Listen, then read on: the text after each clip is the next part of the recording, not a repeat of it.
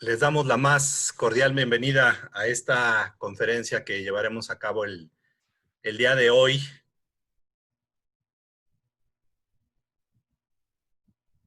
Y que contaremos con nuestro conferencista, el ingeniero David Chong Chong, que es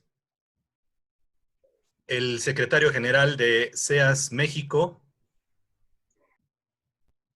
Es experto en diferentes temas de seguridad y que el día de hoy nos compartirá el tema de las centrales de seguridad y específicamente el elemento humano. Les recordamos que es importante que se coloquen en algún lugar cómodo, fresco, bien iluminado, ventilado, que se acerquen una fruta, un vaso con agua, que estén muy cómodos, que inviten a más miembros de su organización a participar en estas conferencias, en este ciclo de conferencias de expertos en diferentes temas. Y bueno, vamos a dar inicio a la misma. Ingeniero David, buenas tardes, ¿cómo estás? Buenas tardes a todos, muchas gracias. ¿Ya me activaste, Alejandro? En este momento Bueno, quedas como host, ingeniero. Muchas muchas gracias. gracias, buenas tardes a todos. Bueno, pues vamos a continuar con el tema de la semana anterior de centrales de monitoreo, que si recuerdan, les hablamos de que era una instancia, si recuerdan, integradora de una organización. Sí. Déjenme activar esta cosa. Listo. Si recuerdan, la semana pasada vimos que una central de monitoreo era el sitio hacia donde concurren y se concentran todos los sistemas de vigilancia de una organización, a cargo fundamentalmente de las tareas de vigilancia en términos de seguridad, que se refiere a la observación de un entorno de vigilancia para detectar el surgimiento de riesgo, labor que se encuadra dentro de las actividades de detección y alertamiento en el gran contexto del proceso de seguridad, que recuerden que era captación, detección, alertamiento e intervención. La central de monitoreo se responsabiliza del núcleo, de la parte central, que era la detección y alertamiento, con un enfoque de facilitar y agilizar fundamentalmente la atención de contingencias, asumiendo una función centralizadora como el gran interlocutor entre las partes, como el gran interlocutor de muchas partes, entre clientes protegidos, corporaciones de asistencia, básicamente policíacas o servicios de emergencia, y los mandos de las propias empresas. Eso es, en general, una central de monitoreo, que podía trabajar en varias modalidades. Como apoyo a servicios de campo, estoy hablando de protección de instalaciones, custodia de transportes, protección de personas, atención de emergencias en un entorno comunitario, monitoreo de sistemas de alarmas, monitoreo de sistemas de geolocalización, básicamente para aplicaciones de rastreo vehicular, monitoreo de sistemas de videovigilancia. Y que básicamente está sustentado, está soportado en un binomio hombre-máquina, con el factor humano, el hombre, como el último elemento, el elemento consciente responsable de discernimiento y decisión en última instancia. ¿Por qué es esto? Y aquí es donde viene lo importante. Porque la tecnología, dijimos, ayuda a hacer el trabajo, pero no hace el trabajo.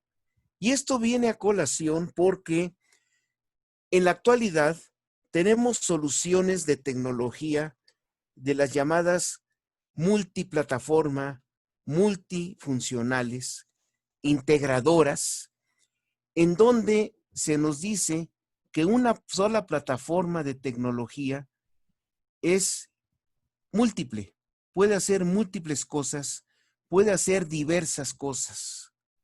Y bueno, ya se sabe que se considera que la tecnología es infalible, además de que no se cansa, que no se fatiga, no se distrae. Esto es cierto.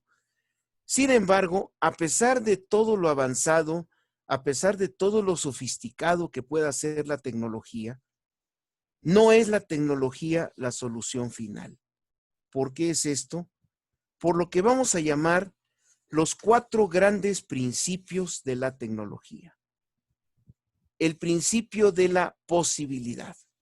El principio de la posibilidad nos dice que en tecnología casi todo es posible y si no existe, se puede construir. Solo es un problema de tiempo y de costo. El principio de la capacidad, y esto es muy importante, que la tecnología, por más sofisticada que sea, nunca podrá ir más allá de su diseño y su programación. ¿Qué significa esto? Que nunca podrá hacer frente a situaciones no previstas en su diseño y su programación. El principio de debilidad. Todo lo que la tecnología puede hacer, la misma tecnología u otra tecnología lo puede deshacer, que si se fijan, va ligado al principio de posibilidad y al principio de capacidad. Y finalmente, el principio de neutralidad, que dice que la tecnología en sí misma no es buena o mala. Lo que se puede calificar como bueno o malo es el uso que se le dé a la tecnología. Por estas razones, la tecnología no es suficiente, no puede ser el que decida en última instancia, porque nunca podrá hacer frente a situaciones imprevistas. ¿Quién sí lo puede hacer? El factor humano. El factor humano que por ello sí es el elemento consciente del sistema, responsable en última instancia de todas las acciones de discernimiento y decisión, porque solo el factor humano es capaz de hacer frente a situaciones no previstas, porque solo el factor humano es capaz de tomar decisiones con información incompleta, confusa y muchas veces aparentemente contradictoria. Para ello, el factor humano requiere de preparación. Preparación en 3 vertientes: teórica, técnica y táctica. ¿A qué me refiero con esto? Teórica, conocer el terreno. Conocer el terreno, ¿qué significa? Conocer de qué se trata lo que está tratando de proteger. ¿Qué hay? ¿Qué no debe haber? ¿Cómo funciona? ¿Qué no debe de ocurrir? ¿Qué debe de ocurrir? Debe de dominar los recursos, la parte técnica. ¿Qué recursos? Los que tenga, no los que quisiera tener. Y lo más importante, conocer al enemigo. Conocer contra quién va, contra quién tiene que enfrentarse, las características de las amenazas, cómo, utilizando los recursos que tenga disponibles. Si observan, sospechosamente estos son principios basados en el arte de la guerra de Sun Tzu, pero claro, ¿qué podrían esperar de mí, verdad? Esta preparación, ¿a qué debe de estar enfocada?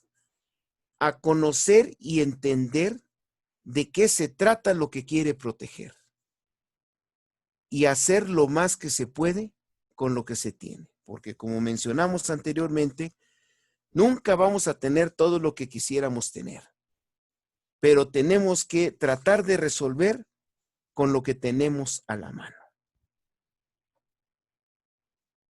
Y aquí se aplica este principio de recursos humanos genérico que dice que con buen personal hasta el peor de los sistemas puede funcionar, pero con mal personal hasta el mejor de los sistemas puede fracasar. Porque este es el dique con el que se topa la tecnología. Puede ser la tecnología más sofisticada, pero si no tenemos buen personal, no sirve de nada. Por ello, aquí lo importante es conocer cómo funciona el factor humano. El factor humano funciona con esto que podemos describir como el mecanismo DIDA. ¿Qué es el mecanismo DIDA? ¿Qué significa DIDA? Detectar, identificar, decidir, actuar. El ser humano todo el tiempo está haciendo este mecanismo DIDA. ¿Por qué? Porque detectamos a través de los sentidos, la vista, el oído, el olfato, el gusto, el tacto, hasta dormidos. ¿Sí o no que estamos dormidos, escuchamos un ruido y nos despertamos, lo detectamos? Percibimos un olor, nos despertamos, lo detectamos. Consciente o inconscientemente, todo el tiempo estamos detectando. Con todo eso que detectamos, de una u otra manera, lo identificamos. De que se trata de esto, se trata de aquello. Con eso que identificamos, tomamos decisiones. Me interesa, no me interesa, me afecta, no me afecta, hago, no hago. Y con esas decisiones procedemos a actuar. ¿Hacemos o no hacemos? Aquí el problema es que aquí se sustenta la falibilidad del ser humano. Si no detectamos bien porque no vemos bien y no traemos lentes, ya no tenemos la suficiente información. Si estoy enfermo de catarro y no puedo oler bien o escuchar bien, ya no tengo suficiente información. Si no detecté bien, no voy a poder identificar bien. O si detecté bien, pero no tengo el conocimiento, no lo voy a poder identificar. Pueden estar sucediendo las cosas enfrente de mí y no me voy a percatar de que es algo que me debería de interesar. Si no puedo identificar bien, mis decisiones ciertamente no van a ser las mejores. O bien, si identifiqué bien, pero no tengo los criterios adecuados, tampoco voy a tomar decisiones adecuadas.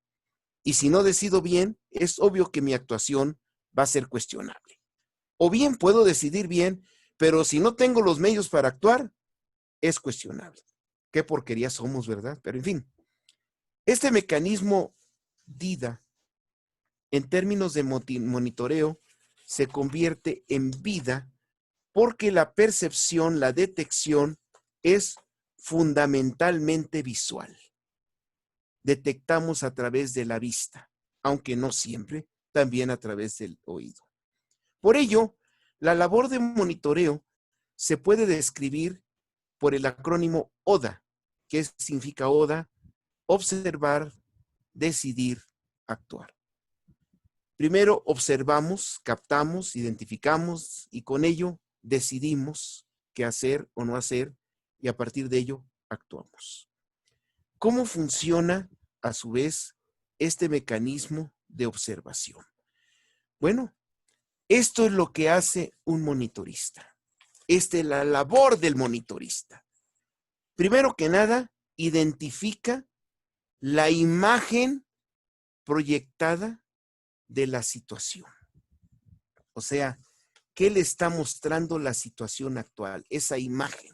Ahorita vemos de qué se trata esa imagen. Una vez que identifica la imagen, relaciona qué indicadores se están asociados a ese entorno.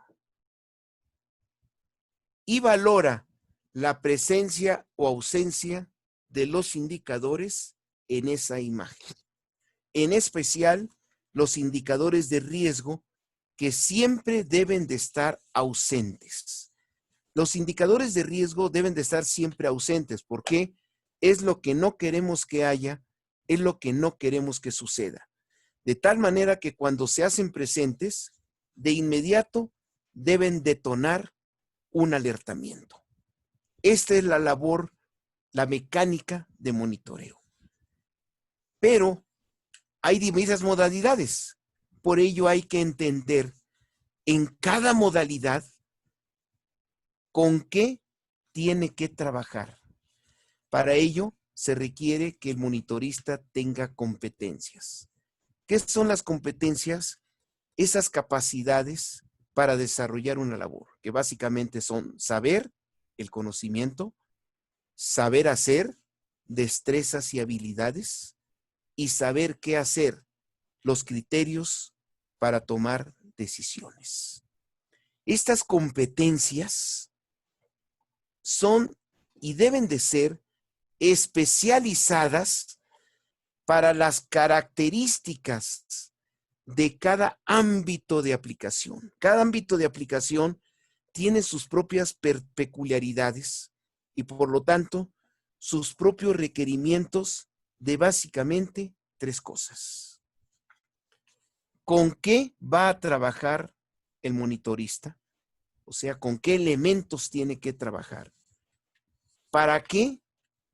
¿Y cómo debe de hacer su labor? Veamos cada uno de los 4 grandes ámbitos de aplicación que mencionamos anteriormente. En el ámbito de los servicios de campo, el monitorista trabaja con descripciones o narraciones de interpretaciones. Se oyó feo, ¿verdad? Porque depende de lo que alguien le está narrando o describiendo acerca de una situación. Es el caso de los centros de llamada o call center, en especial las centrales de atención de emergencia, los 911, donde el monitorista depende para detectar del oído, tiene que escuchar las descripciones o narraciones de las interpretaciones que hace su interlocutor de lo que a su vez está detectando.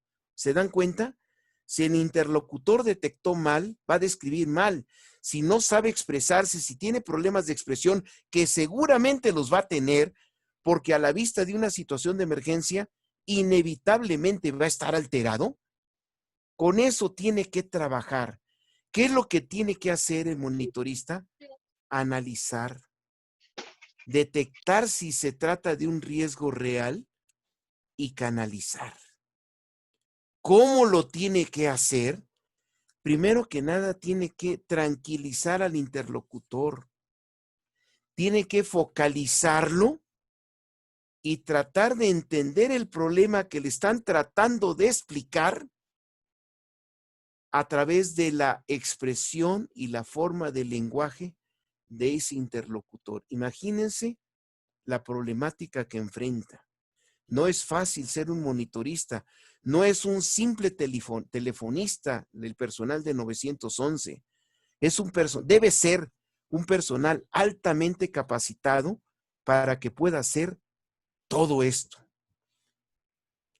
Con alguien que no está viendo, con alguien a distancia y que tiene que estar interpretando. En el caso de los sistemas de alarmas, el monitorista trabaja con interpretaciones de una supuesta realidad. ¿Por qué interpretaciones? Porque no está viendo la realidad. Lo que está viendo son algún tipo de señalizaciones que pueden ser luminosas, audibles o de texto, de mensajes de texto, que él tiene que interpretar proyectada sobre un conocimiento o visualización del entorno. Y sobre esas interpretaciones tiene que analizar y dictaminar de qué se trata para en su momento, y si es necesario, canalizar a quien pueda intervenir. ¿Cómo lo tiene que hacer? Pues identificando esas señalizaciones y entendiendo qué le tratan de decir esas señalizaciones, porque que nos quede claro, un sistema de alarmas nos dicen que algo pasó, pero no la causa por lo cual pasó. Nos dicen que hubo un movimiento, que hubo una apertura de una puerta, que hubo una ruptura de un cristal, que hubo una vibración, pero no nos dice qué la causó. Por eso son interpretaciones. Y hablo de una supuesta realidad porque no sabemos si esta señalización fue realmente activada por un sensor o simplemente fue por resultado de una interferencia intencional o no intencional. Recuerden, la tecnología, todo lo que la tecnología puede hacer, la misma tecnología u otra tecnología lo puede deshacer. Los sistemas de geolocalización trabajan con representaciones de una supuesta realidad. ¿Por qué representaciones? Porque lo que se proyecta en una pantalla es la interpretación gráfica que hace una plataforma de software de unos datos que supuestamente envió un dispositivo que suponemos está junto al objetivo que queremos proteger. Pero nadie le garantiza al monitorista que la plataforma haya interpretado correctamente esos datos. Tampoco le garantizan que esos datos efectivamente los haya enviado el dispositivo o hayan sido resultados de una interferencia. Y tampoco le garantizan que ese dispositivo siga junto al blanco porque no lo está viendo. A partir de esa representación de una supuesta realidad, tiene que hacer también lo mismo, analizar, dictaminar y, si es necesario, canalizar, para lo cual tiene que identificar qué es lo que le está proyectando la pantalla o qué se supone que le está proyectando y entender de qué se trata. Por su parte, en la videovigilancia, ¿con qué trabaja con el monitorista?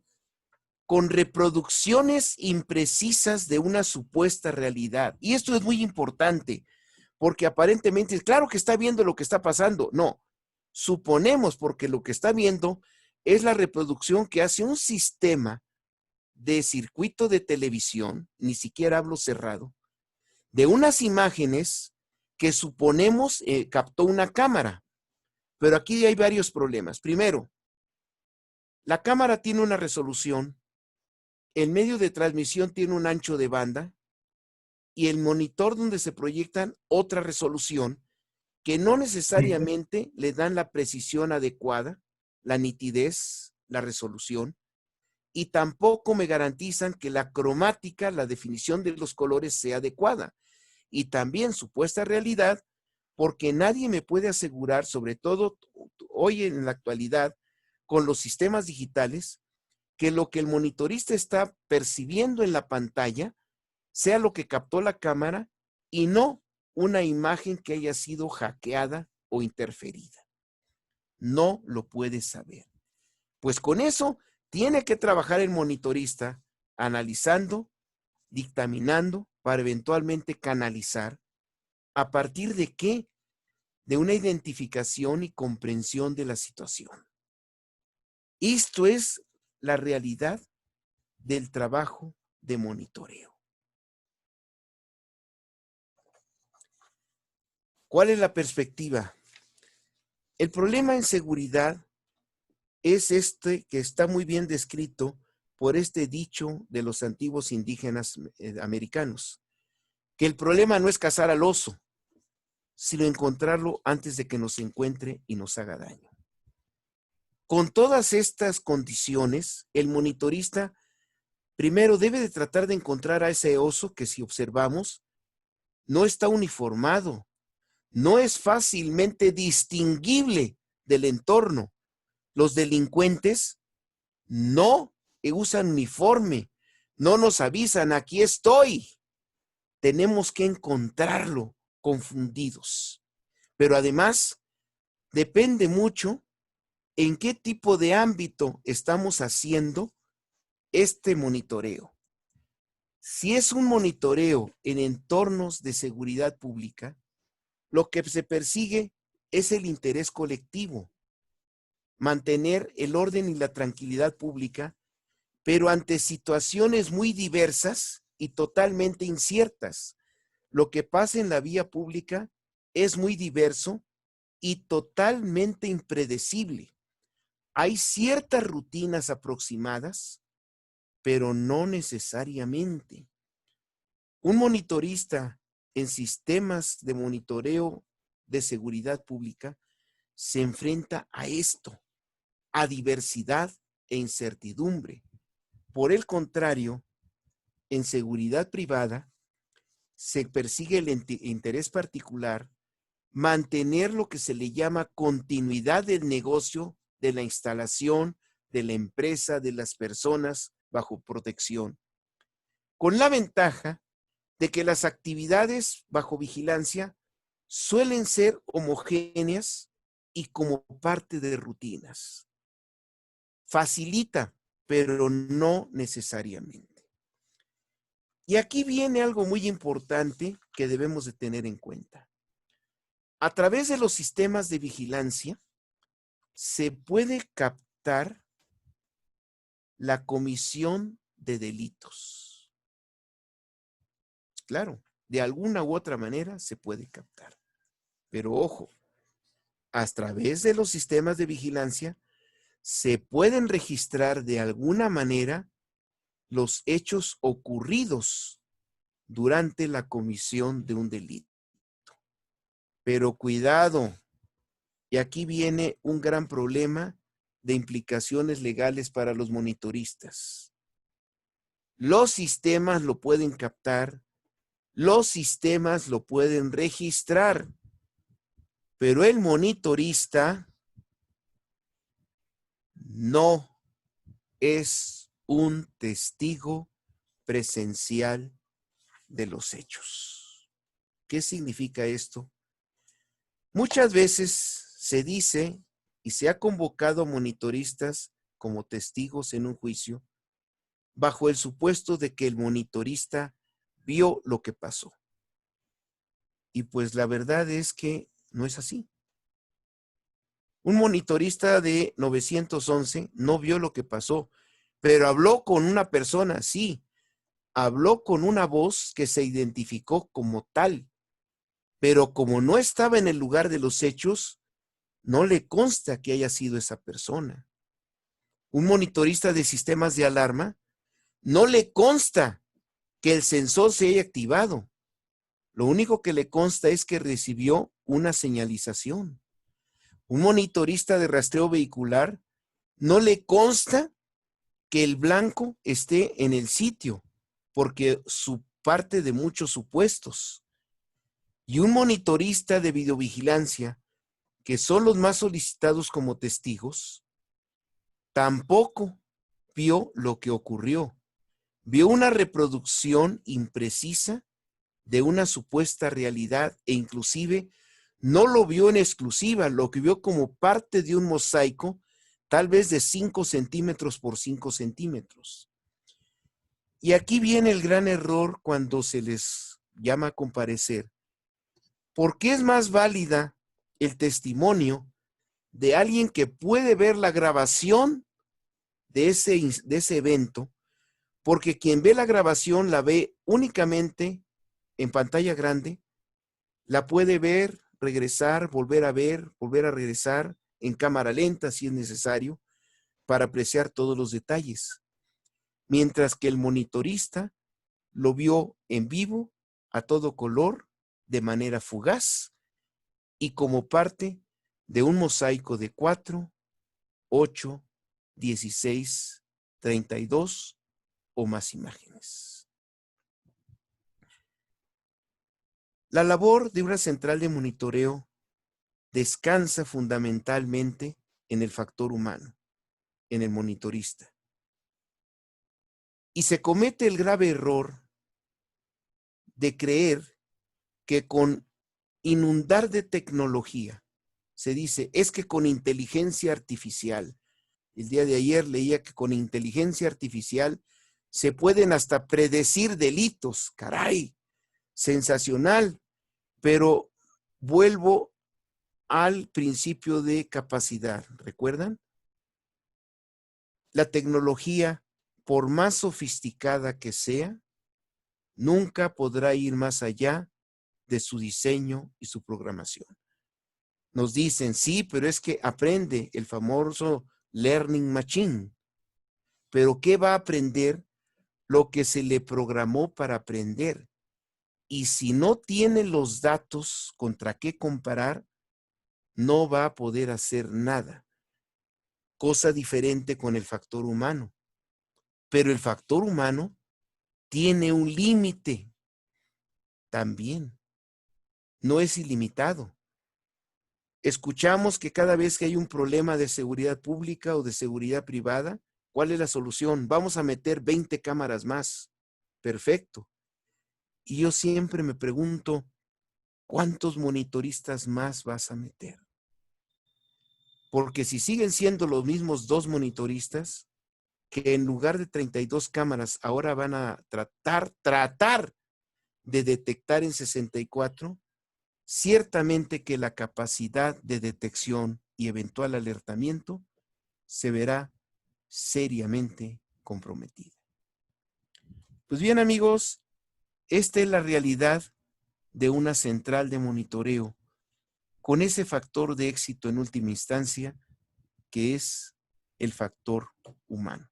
Claro, una vista muy rápida por cuestiones de tiempo y momento, pero espero que esto les haya sido de utilidad. Muchas gracias, estoy a sus órdenes. Gracias, ingeniero.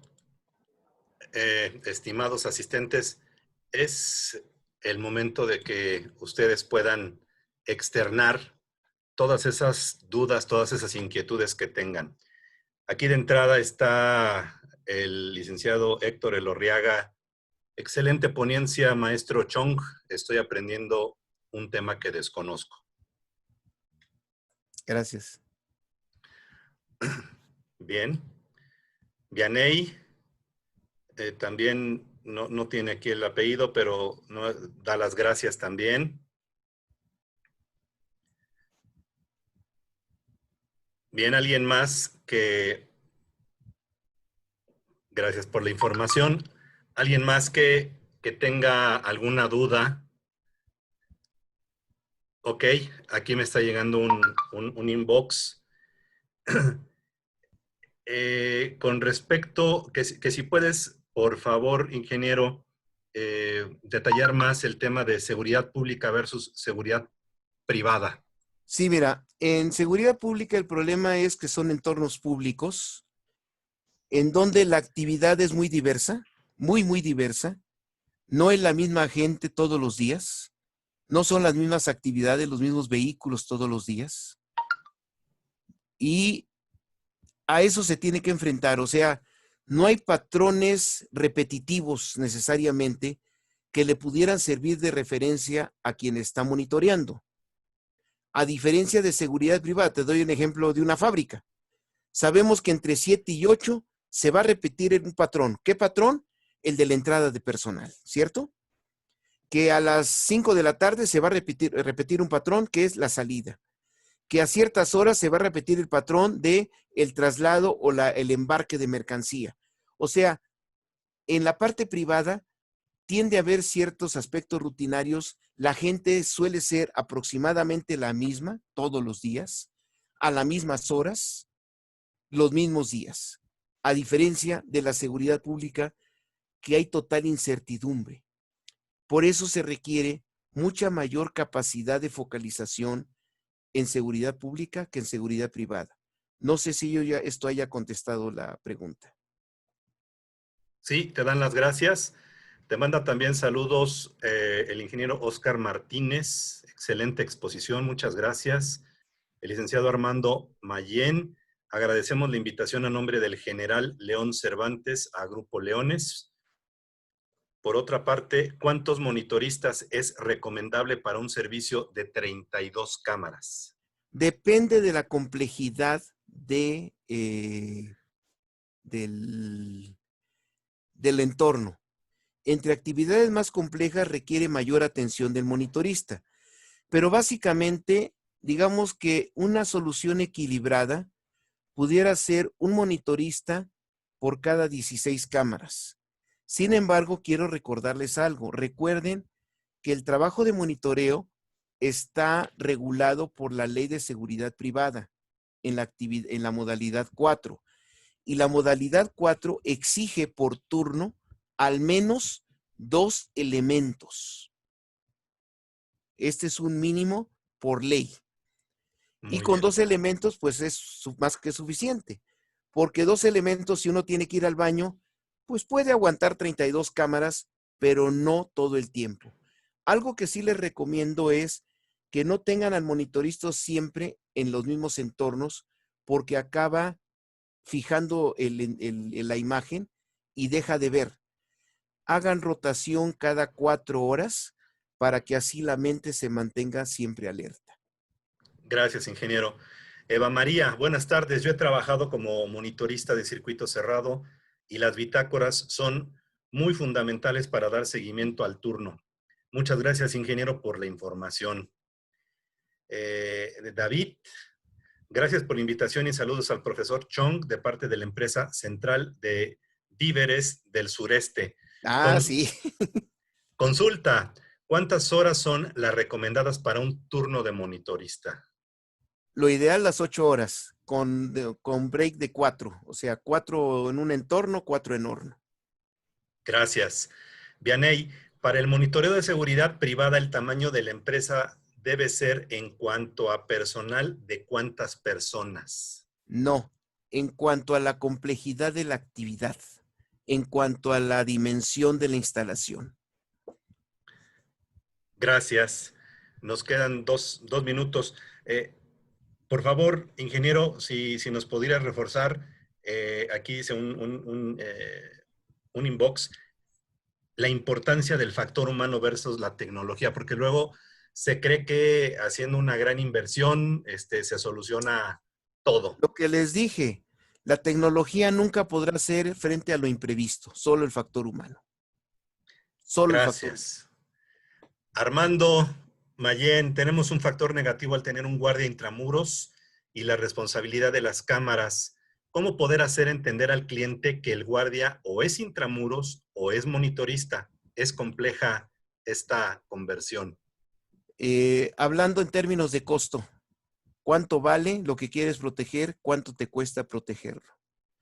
Hablen de cuánto costaría interrumpir la continuidad del negocio. Gracias. Saludos de parte del comandante Arnulfo Garibo Ramírez. Tenemos un minuto. Aquí mandan otro inbox. Dice uno de ellos, es muy importante lo que usted acaba de comentar, ingeniero David, ya que en algunas ocasiones tenemos que estar monitoreando más de 32 cuadros y como usted bien lo dice, la representación es un fragmento de la representación de la realidad. Así es. Bien. Y sí, las imágenes son pequeñas y confusas. Ingeniero, nos queda menos de un minuto. Algo con lo que gustes tú cerrar, Pues por muchas favor. gracias. Ahí están mis datos. Cualquier consulta, estoy a sus órdenes en ese correo. Gracias. Ingeniero, durante el mes de agosto seguiremos teniendo conferencias. Así es, afirmativo. Ya les iremos dando los nuevos temas. Muy bien. Pues te agradezco, les agradecemos a todos su participación. Estamos muy contentos de que estén con nosotros. Seguiremos con este ciclo de conferencias. Que pasen muy buenas tardes. Muchas gracias.